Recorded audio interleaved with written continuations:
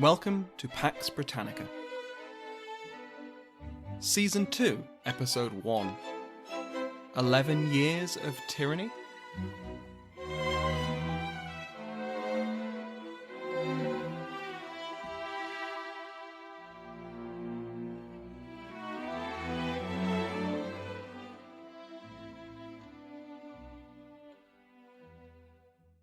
Welcome to a new season of Pax Britannica, a podcast that covers the history of the British Empire from beginning to end.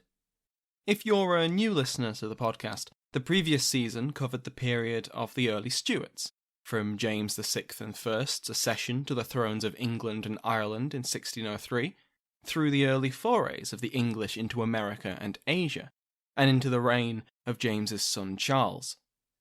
We covered the founding of Jamestown and the colonies of New England, the settlements in Newfoundland, of St. Kitts and Nevis, of Providence Island, and many more scattered outposts of this growing English world. In the East, we saw the first steps of the East India Company, as it struggled just to get an audience with the Mughal emperors and fought with Portuguese and Dutch rivals from Hormuz to Java. While in the Three Kingdoms themselves, we saw the plantation and quote-unquote civilizing of the north of England, the Highlands and Islands of Scotland, and most famously, the series of colonies in the island of Ireland. Throughout these events, we covered the political and religious disputes between populations and between individuals, from bloody and dramatic events like the Gunpowder Plot to the less bloody but no less dramatic conflicts between the kings and their parliaments. If any of that sounds interesting, then I of course recommend giving the previous 40-odd episodes of Season 1 a listen. But if you're just here to hear about the Wars of the Three Kingdoms, then not to worry, you won't need to listen to the entire back catalogue to understand what's going on. I will go over vital context when needed. After all, that's the point of dividing Pax Britannica into seasons. So, without further ado, let's get into it. When we last discussed the personal rule of Charles I, we saw how he had done his best to reign without calling on parliamentary taxation. His previous parliaments had foundered on an entire reef of disagreements between the House of Commons and the King, on foreign policy, on finance, on religion, and on issues of personnel. As we shall see over the next few episodes, these disagreements had not gone away just because there was no parliament. In the realm of foreign affairs, Charles had gone to war with the Habsburgs of Spain and Austria. Not to get lost in the details, but let's just say that the war was initially supported by the House of Commons, but after repeated and expensive failures, they were unwilling to throw good money after bad. The financial situation for Charles was precarious. His father had been an extravagant spender, racking up huge debts in gifts and pensions to courtiers and their clients. James's own difficulties with Parliament meant he was never able to secure the full amount of taxation he required or requested, and the debts kept rising. Charles had even worse results from his few parliamentary sessions. One notable issue was the collection of tonnage and poundage. This was a trade duty traditionally granted to the monarch for life at their first parliament. The Commons took the unprecedented and, in Charles's eyes, hostile approach of granting it for only a single year. The king would have to call Parliament every year to renew it, if he wanted to follow the law. Charles was furious, prorogued Parliament, and collected it anyway. After Parliament was recalled, the Commons began investigating Charles's closest favourite, his right-hand man, George Villiers, the Duke of Buckingham. Before they could impeach him and bring him to trial, Charles dissolved his first parliament in August 1625. But there was still a war to fight, and Charles had to call another parliament to try and pay for it with taxation.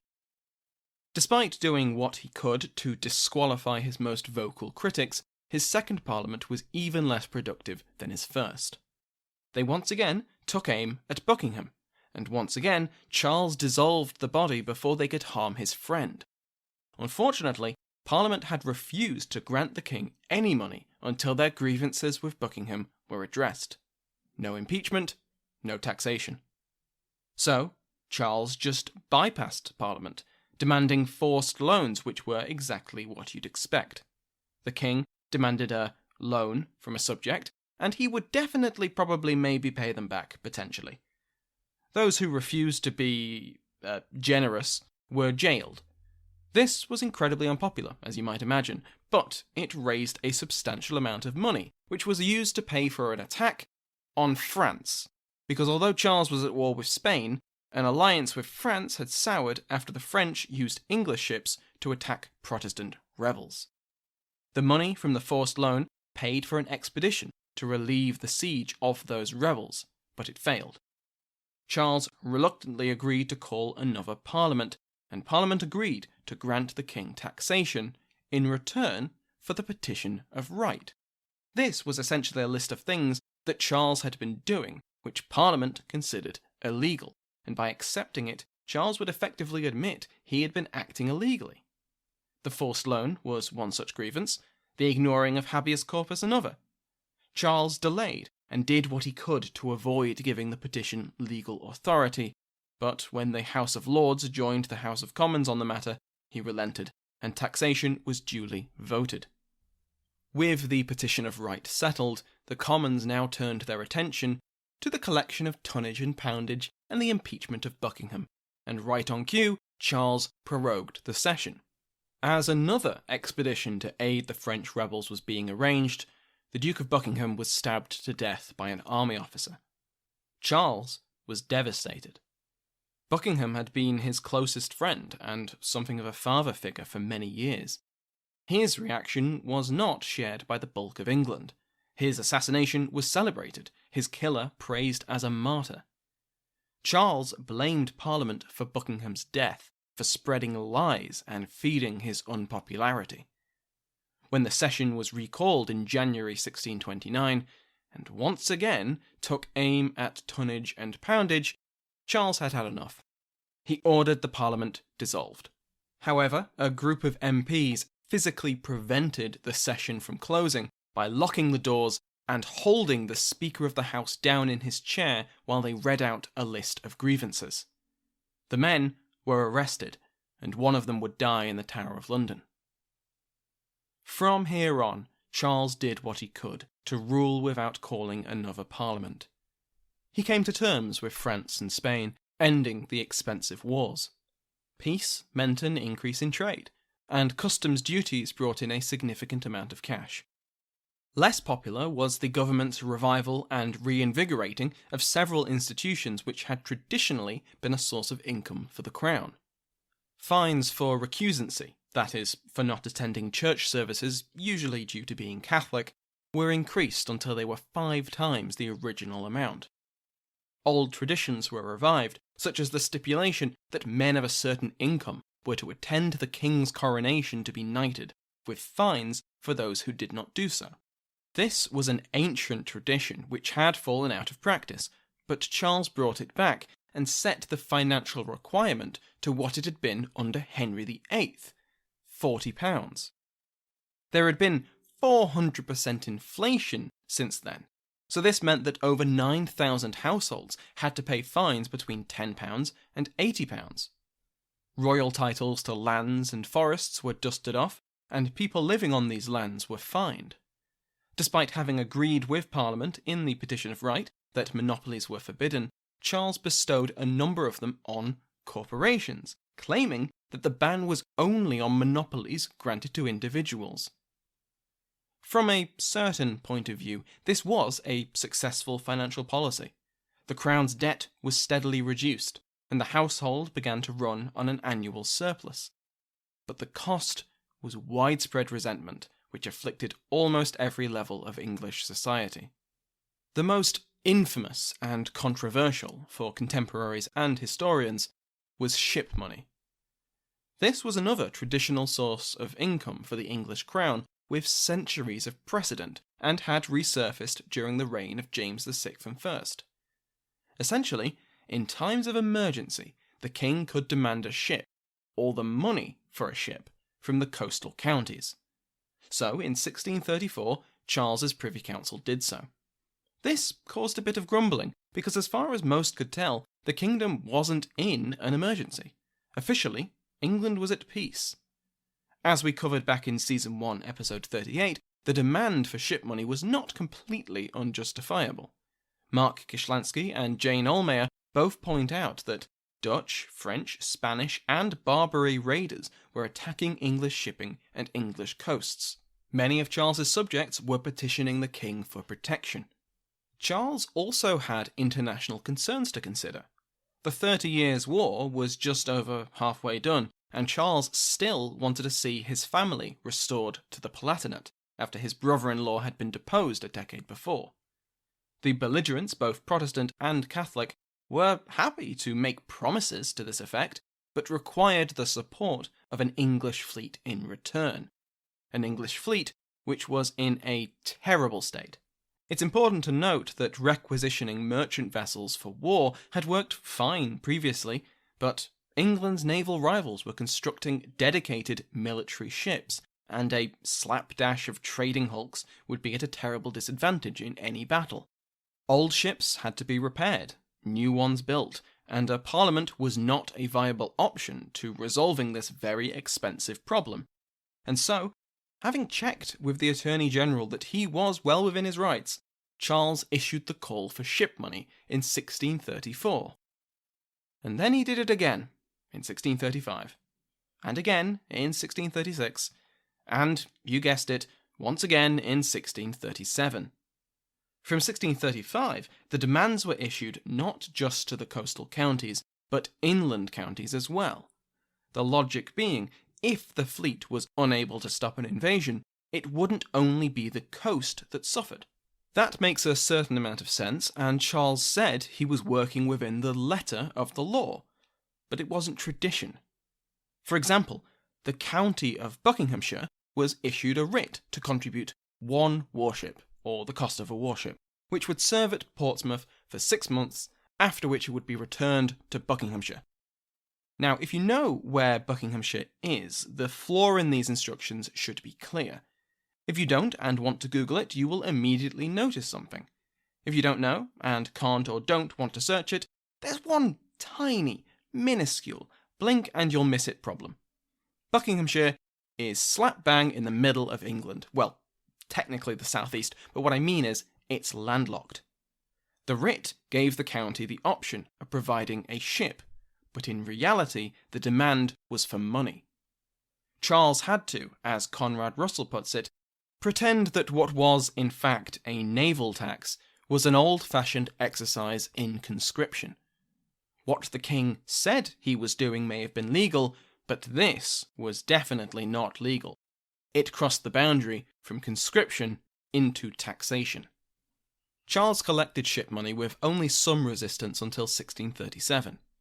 The Lord Mayor of London was summoned to court in 1634 when, acting on his own legal advice, he refused to demand money from the citizens without calling a parliament. When he left Charles's presence, after having a firm talking to, the Lord Mayor oversaw the payment of £36,000 from the City of London. When the collection expanded to inland counties, and when ship money threatened to become an annual occurrence in 1636, worries mounted. In January 1637, the Earl of Warwick tried to explain to the king that his tenants, quote, were all old and accustomed to the mild rule of Queen Elizabeth and King James, and were unwilling to sign away the liberties of England. Perhaps this criticism from the highest ranks of the nobility weighed on Charles, because in February he confirmed his legal right to collect ship money. The judges agreed that ship money could be levied when the kingdom was in danger, and it was the king who decided what constituted danger. This judgment wasn't acceptable to a gentleman named John Hampden.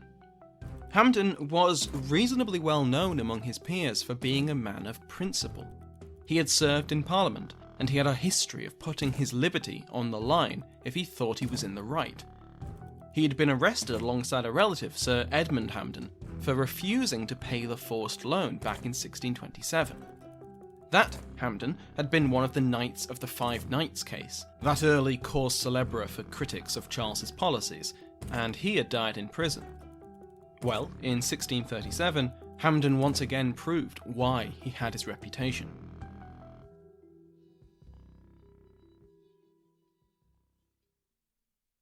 Hampden was far from the only person who refused to pay ship money, and he was far from the most prominent. Viscount Say and Seeley had likewise refused to pay, for example. Say and Seeley sued the constable and sheriff of Lincolnshire for illegally distraining his property in lieu of payment. In June 1637, he was brought to the Court of Star Chamber and prosecuted on unrelated charges, though nothing came of this. Most likely this was meant as a threat to the Viscount. Get in line. But if it was, then Say and Seeley called the government's bluff. On the advice of Oliver St. John, the lawyer and colleague in the Providence Island Company, he stood his ground and insisted that ship money was illegal, and dared the king to prove otherwise. Charles blinked first. Viscount Say and Seeley was, after all, a viscount. It's in the name. He was a prominent figure, with resources that could resist the crown in court, and that was not a risk worth taking. The king and the viscount both backed down, possibly on the understanding that Hampden's case would go ahead. Hampden himself was well aware of his role in this game. As Russell puts it, Hampden was campaigning for the principles of rule of law and taxation by consent, not for an arbitrary right to refuse any tax he did not like. Russell makes this case based on Hampden's behaviour.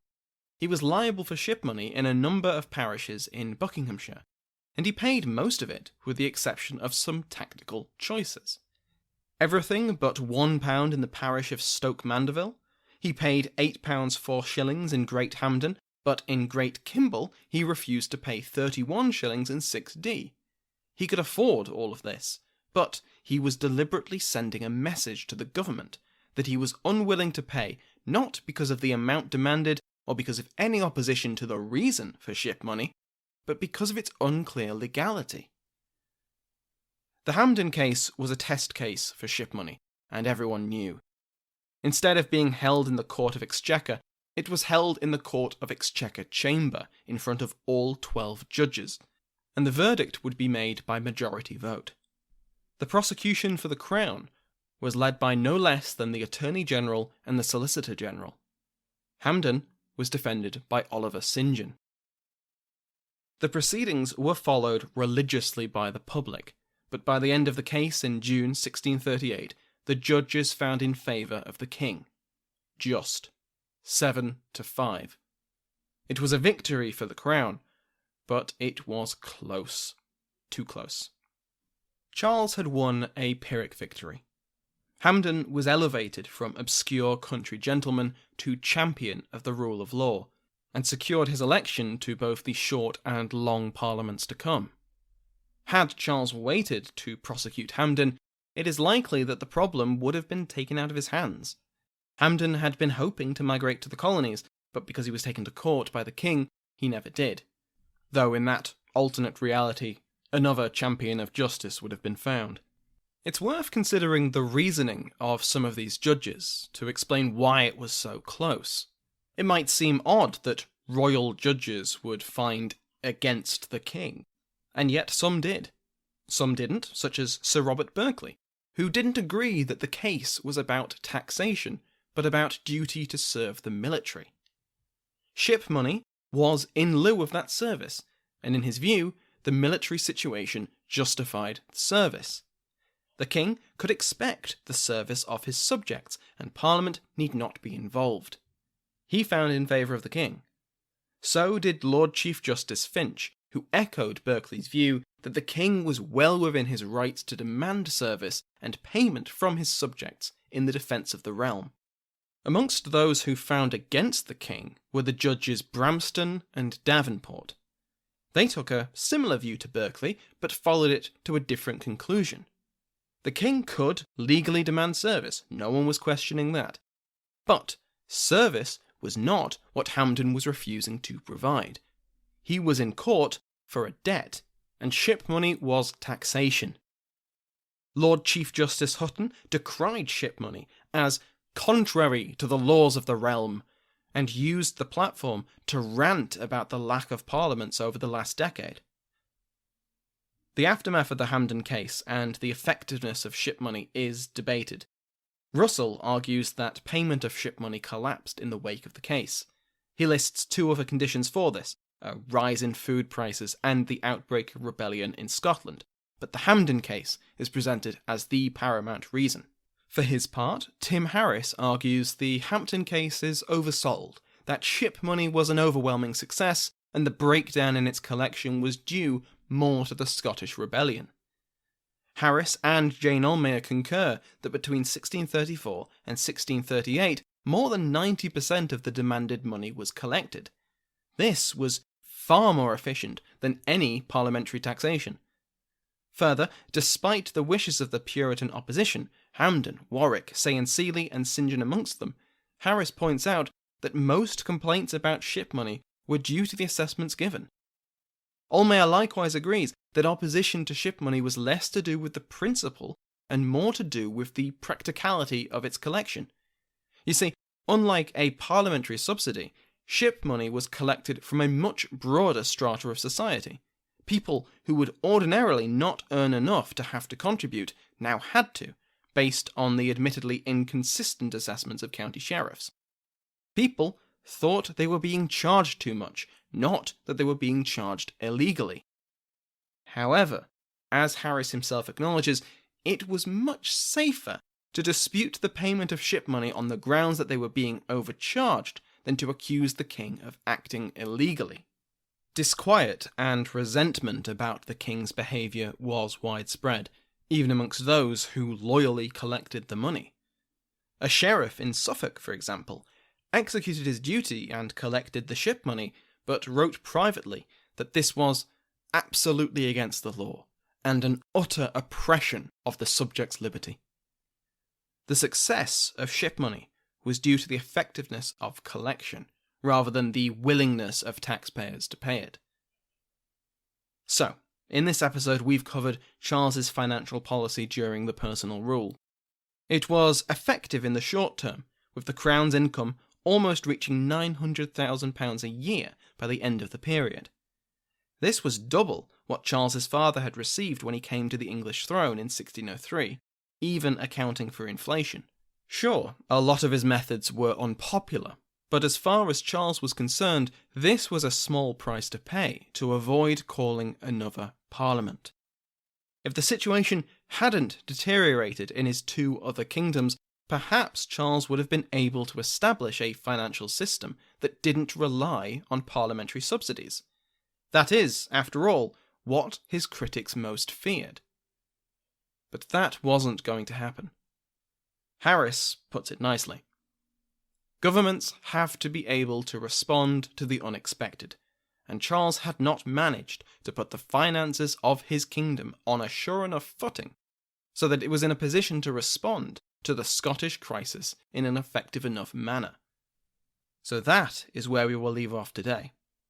Next time, we will go into detail about the religious policy of Charles and his Archbishop of Canterbury, William Laud. The episode after that will look at events in one of the other three kingdoms, Ireland.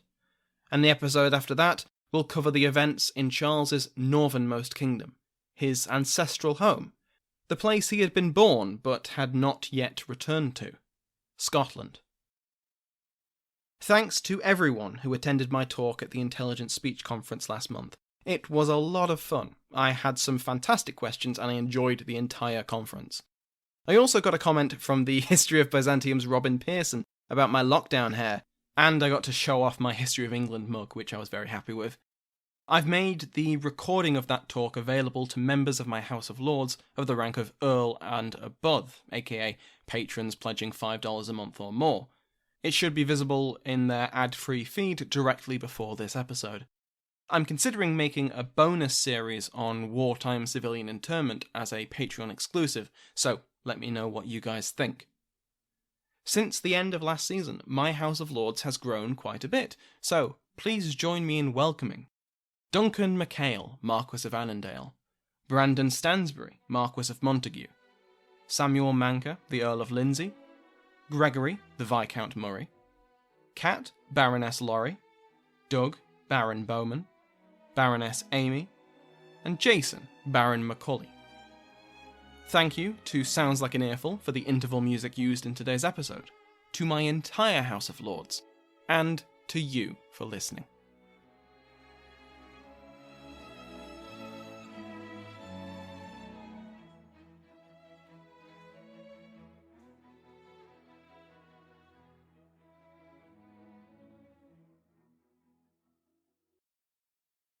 This is Carl on his motorcycle.